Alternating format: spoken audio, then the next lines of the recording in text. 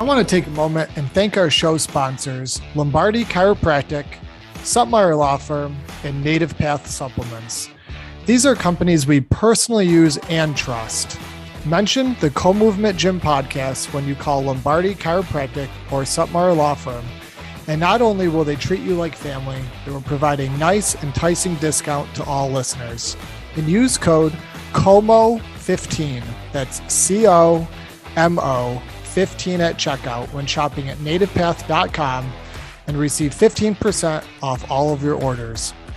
Your support to our show sponsors assists in us paying for expenses and continuing to provide content we hope you all enjoy.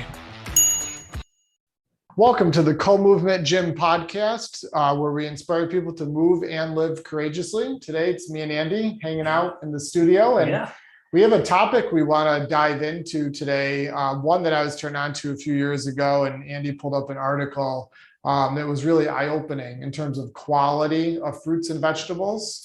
Yeah. In terms of the pesticides and weed killers and things like that are sprayed on them. We all know that's a concern. We all know we've done past episodes where we talk about all the various additives that they use, in conventional farming that are loaded with all sorts of chemicals we don't want to be ingesting, right? For sure. And I know we talk a lot about organic, non-organic, and then all the different chemicals that they do spray.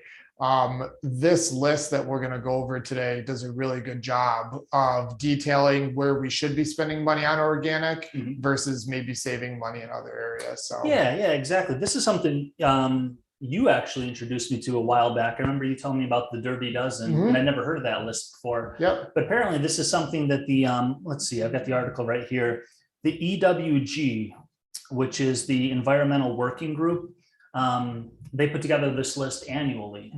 So I remember the Dirty Dozen list that we talked about in the gym with clients maybe about 7 or 8 years ago. Yes, me too. And it just popped up in my news feed a couple of days ago that the 2022 Dirty Dozen list came out.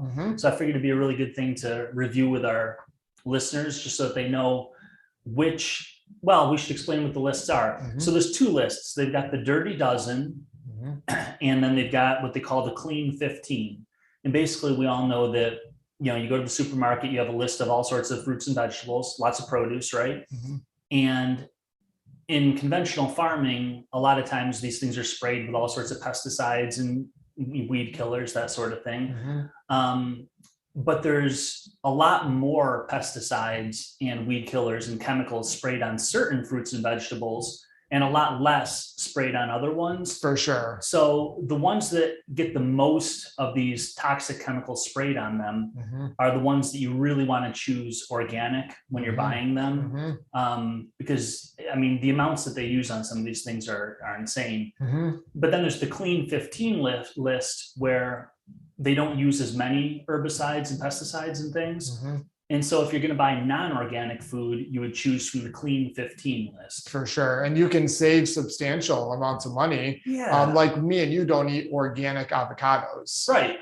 Because avocado is the #1 food on the least sprayed. Right? Yep. They're #1 on the Clean 15. Yeah. So why would we spend extra money when there's no residual pesticides? Right. And stuff on As there? Opposed to strawberries, which are #1 on the Dirty Dozen. Yes. And I love strawberries. Me too. But when you go for strawberries, you definitely want to buy organic because they're one of the dirtiest in terms of the insane amounts of pesticides that they use. So let's see here. And you've been using this list for a while. I wonder if it's any different from the old one that you've seen. There's a lot of similarities. Things move up and down the list a little bit based on, like I said, the testing results that they do. But no, it's really accurate. Like the berries and fruits, they're sprayed heavy.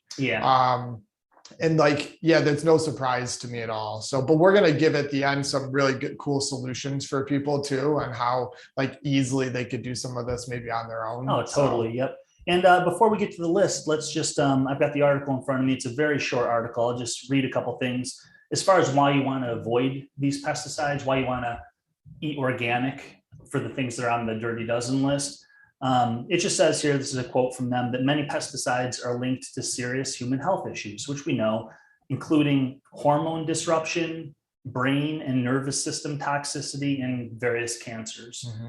And I would say among other things, but those are the 3 things that they listed. Research from Harvard University shows that consuming fruits and vegetables with high levels of pesticide residues may offset the protections of eating such foods normally against cardiovascular disease and mortality. So we all think of fruits and vegetables as being super healthy and they prevent us from getting certain diseases. But they're saying that if you're eating foods on the Dirty Dozen, they have a lot of pesticides, and the negatives from all those chemicals actually outweighs all the protective benefits from eating these fruits and vegetables. Absolutely. And I encourage listeners to look into this on their own in terms of the dangers of these sprays and additives and chemicals, that are put onto the food in the farm fields. Well, I know that you over the last couple of years have been doing a pretty deep dive into farming and all the different, glyphosate, Roundup, herbicides, pesticides and stuff. And it's pretty mind-blowing, some of the things you've shown me as far as how much is used and how bad it is for you. Yeah, and it's grown significantly in the last small period of time because we're doing such large monocrops, which a large monocrop in nature generally isn't normal, right? To have exist. So to have like 150 acres of strawberries, like that doesn't exist anywhere. Right. So you need to spray that and dust it, right? And all of these chemicals, so the bugs don't come in and wipe everything out overnight. And so, there's a huge piece here where people need to be identifying these chemicals and what's clean and what's not, because each year these plants develop more resistance to these certain chemicals, so they need more and more and more. That's right. And companies like Roundup, Monsanto, the same company, now it's Bayer, are many cases being sued by millions of people for health issues, and they've won in certain circumstances, but good luck suing Bayer out of Germany, right? Like if you get sick thinking it's from a spray, so they have layers and layers of protection. So instead of trying to recreate that system, which we know is going to only get worse over time, we can just educate ourselves with this podcast, for example, with the Clean 15 and the Dirty Dozen, and do the best we can. Yep, totally. And let me see if there's anything else that I wanted to touch on here before. This was something neat about how they create the list. Some people might wonder if some people might buy produce that's not organic. So it's sprayed with all these chemicals we're talking about. And they say, well, but that's okay, because when I eat my apples, I wash them thoroughly and I even peel them before I eat them and so on. So according to the EWG, when they did this test to develop these lists, the experts, they scrub and peel all the produce thoroughly, just like you would at home, and then they test it for pesticides. Oh, wow. I didn't know that. So when they're finding these crazy levels of all these different chemicals that are bad for you, that's after a thorough washing, scrubbing, and sometimes peeling. Ooh, okay. So like, for example, like a banana, like they're going to peel that skin and then test that part where you're eating. Oh, wow. And even with the apples, they peeled the apples as well, which I mean, we all eat the skins. The skin is some of the best part for you. It should be.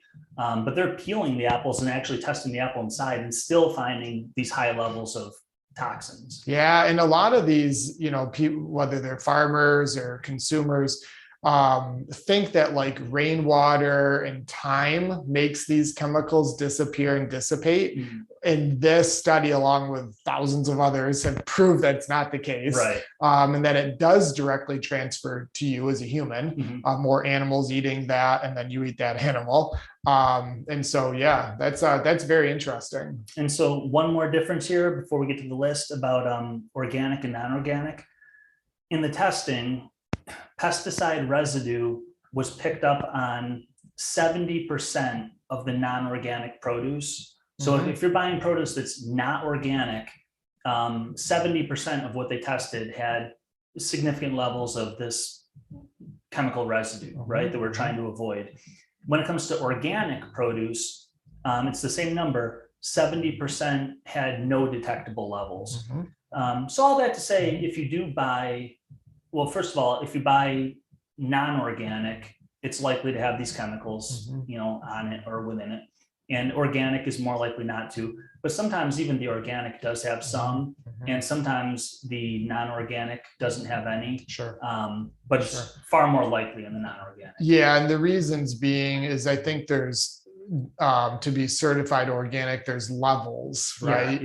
It doesn't mean zero, I don't think. And I know a lot of these farms, the offset only needs to be 30 feet away from I think that's most of it. Is kind of like this cross contamination sort of thing, where if you've got organic produce being grown 50 feet from non-organic produce, and they're spraying the non-organic, it just carries through the breeze. And you can see it, like if they spray around here or whatever, and hopefully I always like to see the wind going the other direction, but you can see it drifting. Yeah. And it's drifting more than 30 feet. Yeah. And it's in the water and different things. And so, yeah, there is, I'm sure, like I said, unless you have your own greenhouse and isolated garden, where you're really predicting, there's going to be some, but it's definitely a lot better. Yeah, totally.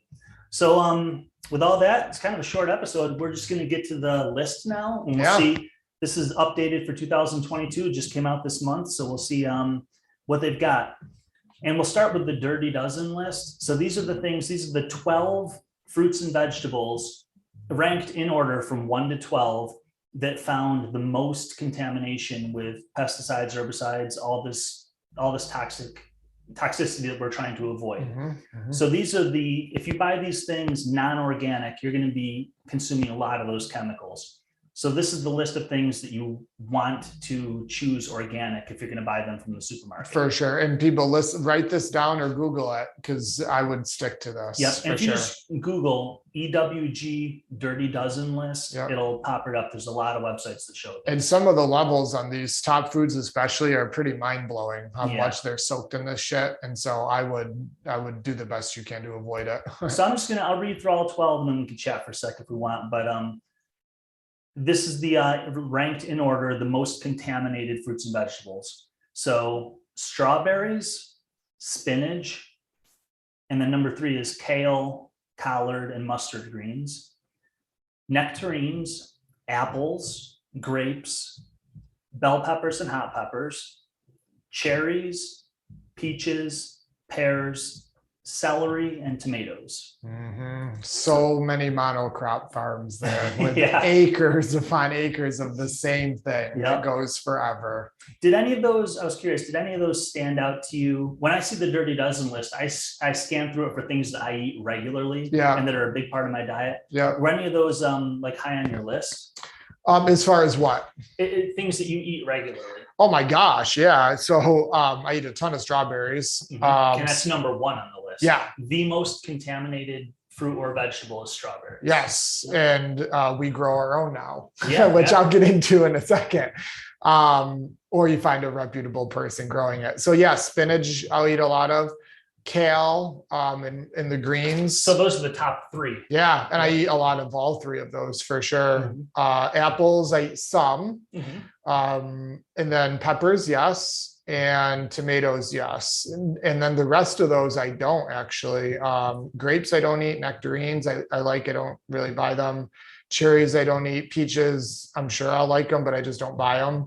Pears I don't buy, and celery I don't really care for. So it's funny when you went through that. That's exactly the same for me. Really? Except for I don't really eat many tomatoes. I'm not big on that, but strawberries might be my favorite fruit of all. It might be a tie between strawberries and blueberries. I love strawberries. I'm going back and forth now. And part of my reasoning is I love the taste equally both. And I think they're both packed with, high levels of nutrients. But strawberries I'm finding are and we'll get into this in a second, but like very easy to grow. Awesome. I'm talking like zero experience. It's a vine. That's actually good news for me because I've never been a gardener and I always wanted to grow certain things that are like my favorite fruits and vegetables. Yeah. And I assumed that I don't know why I assumed this. I thought they were hard to grow. No, dude, I could give you today, and we can if you want to plant a section, but 3 shoots out of our garden. I'll just go out and dig them up. And you could plant them in reasonable soil and protect them. And they will continue to shoot off of each other. And every single shoot that roots will then the following year be a strawberry plant. and then yield, and then they shoot. They just keep multiplying. So the last year I got 4 shoots from the local guy down the road. I planted them, didn't touch them, and then I put hay over them in the winter to protect them. This year we probably have 50 strawberry plants.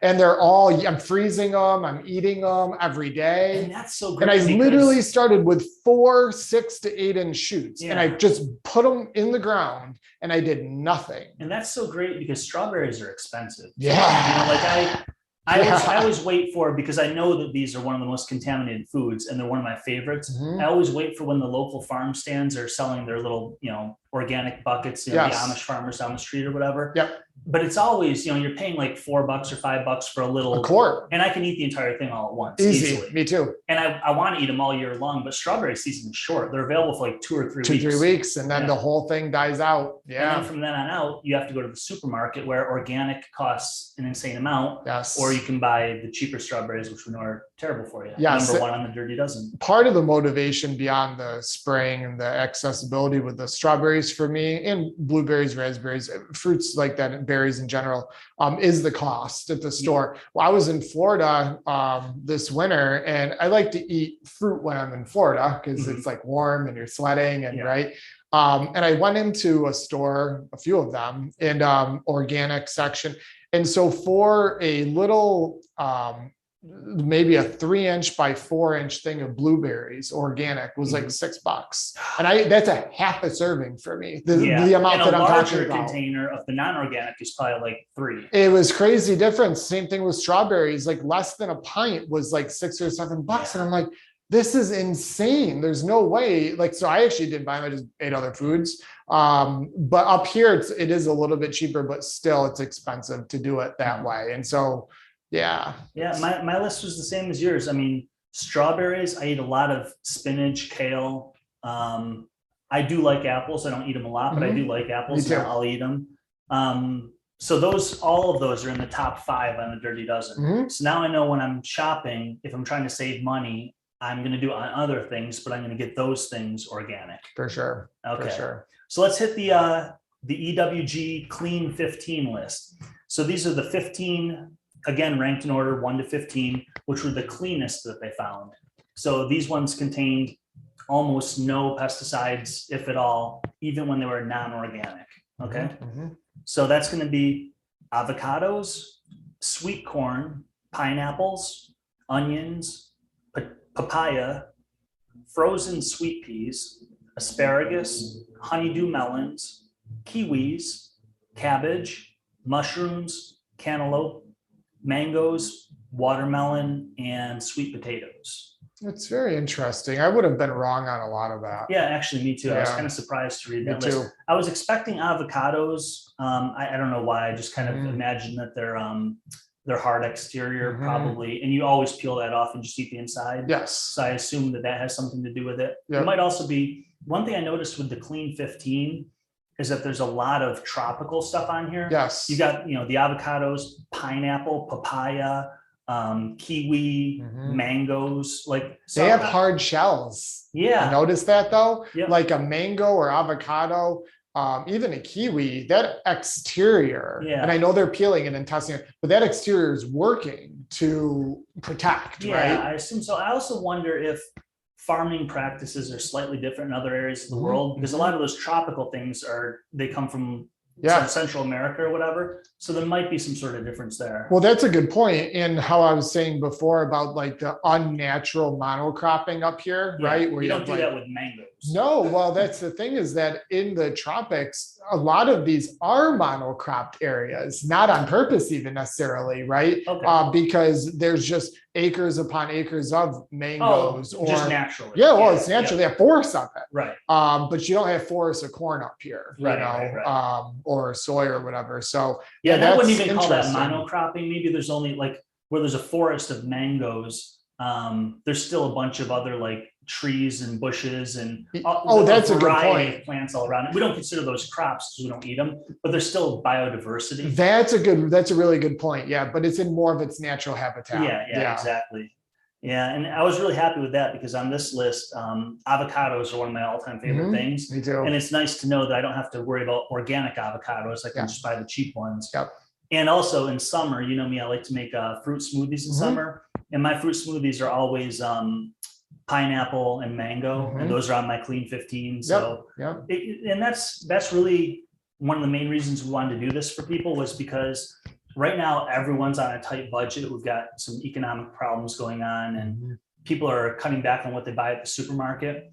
And everyone knows that organic is generally better for you, but it also costs so much more. So it's kind of nice to know where you should stick to organic, you know, with the strawberries and spinach and kale and apples, and where you can say, I'll go with the cheap non-organic version, the avocado, the sweet corn, pineapple, papaya, you know, everything that was on that list, the kiwis and so on. Yeah, that's a really good point, especially right now with the costs. You know, we don't want people really stressing about the difference with organic and non-organic if it's on that Clean 15 list. Yeah, so everyone listening at home, just Google EWG, Dirty Dozen, and Clean 15. You'll get these two lists. You can just print it out or screenshot it. And then when you go to the supermarket, if you're trying to decide, should I splurge on organic or should I buy the cheap ones?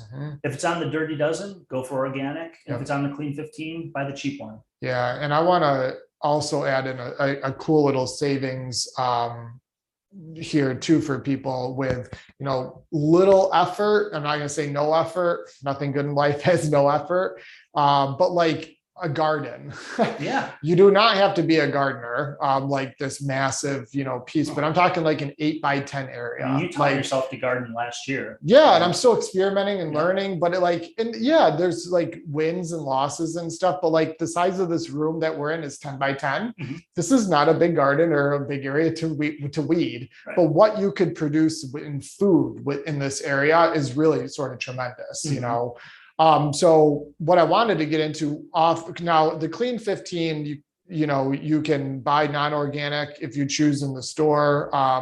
You know, a lot of these are harder to grow, obviously, up here in the Northeast where we are. But let's focus on the Dirty Dozen, what you can grow easily at your house, or find a friend that's growing it. And most likely they're probably not soaking it in the pesticides and whatnot.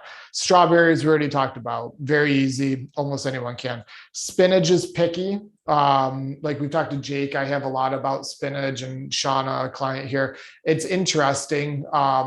I don't know why it's difficult, but in the Northeast, it's challenging to grow. We do grow it and it is successful at some level, but it's harder than strawberries. Kale, easy. And kale, like, it just flourishes. Just one of those things that takes over your garden. Well, no, but it just keeps coming and coming and coming. Like you from the same plant though, is what I'm getting at. So like say Gene, I'm giving kale to here. Last season I will clean that plant almost off. And then next week it's like totally again. Awesome. It's like a reproducing. One of the healthiest vegetables you can possibly eat, and you can get a 100% organic version. Yes. And it's one of the highest on the Dirty Dozen. You get a 100% organic version easily, and tons of it. Yes, correct. And then collard and mustard greens. Greens are not hard to grow and they're really cool. Your lettuce greens and stuff. Literally like the head of lettuce grows out of the ground. Like it's sort of really cool to see that. Not that hard. Bugs get into it sometimes. That's life, but like you plant enough of it and you get enough of it, you know, hopefully. Apples. I don't grow apples. I know nothing about growing apples, but what I do know is there's a ton of wild apple trees, not crab apples, but regular apple trees all over. So where we are now, Deansboro, New York, on Skyline, right here, here, you walk there. There's an apple tree every year by the road that no one knows about. It's organic and it just drops apples, like tons of them. And for years, I used to go to that tree and just fill a tote full of them, and they're organic and they're free. And so that's the best if you can find this growing wild and organic. And they are. There's more than you think. And then again, if not, you know, maybe friends or family have them growing. Bell peppers, hot peppers, very, very easy to grow. You have to start them inside or buy starters, but like water them and they go. And then the last thing on this Dirty Dozen list that I have experience with growing tomatoes, and everyone can, tomatoes are almost invasive species.